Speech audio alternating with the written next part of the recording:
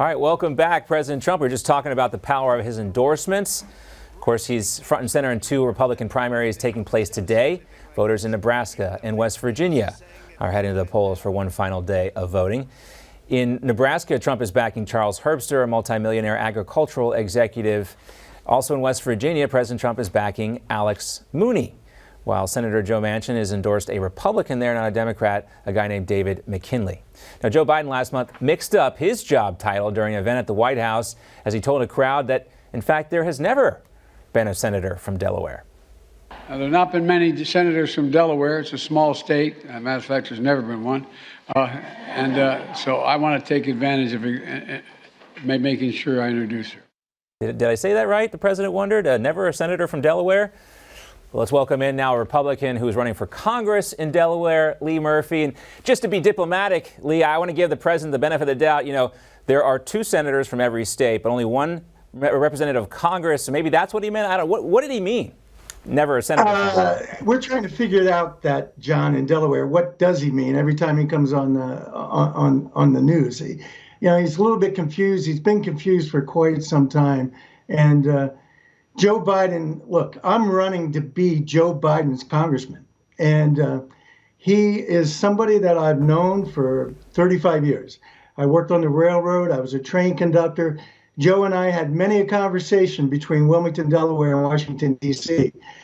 But I got to tell you, John, I'd never voted for Joe. I would never, ever consider voting for Joe. I've known this guy, and quite frankly, the mess that this country's in right now is no surprise to me.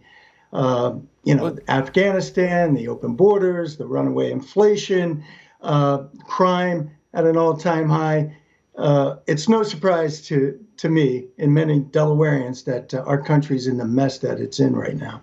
So President Biden always talks about this conductor on an Amtrak train that he used to take from Delaware to Washington, D.C. Was that you? Or, he's often been accused of making this person up or making up stories about this person. It's interesting to hear that you actually were a conductor on the trains.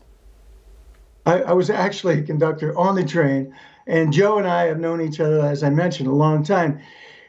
His politics and my politics differ greatly.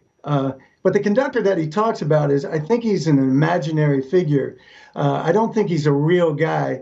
And he's not, I didn't ever work with the conductor that he's speaking with, that's for sure. It's interesting to see Joe Biden. He hasn't traveled as much recently, but I would imagine we'll see him get back out on the road. And you have to do public appearances, or at least to subject yourself to the American public. I don't know, but even in Delaware, we've heard people shout out the I don't want to say it, the FJB chant or the Let's Go Brandon chant sometimes.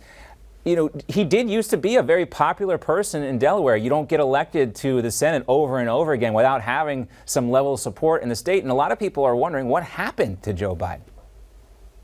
Well, let's see, John. He's shifted to the radical left. He's representing the Bernie Sanders arm of the Democratic Party. And you're right. Years ago, Joe Biden was not the radical left guy that he is today.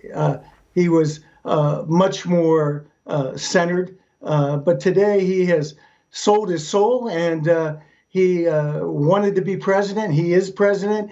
He made a deal with the devil, and he is what he is today, and does not represent Delawareans, that's for sure. And he is not well liked in this state anymore.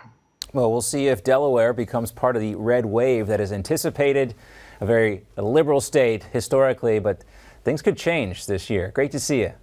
Lee Murphy, running for Congress in Delaware. Thanks so much. Thank you, John.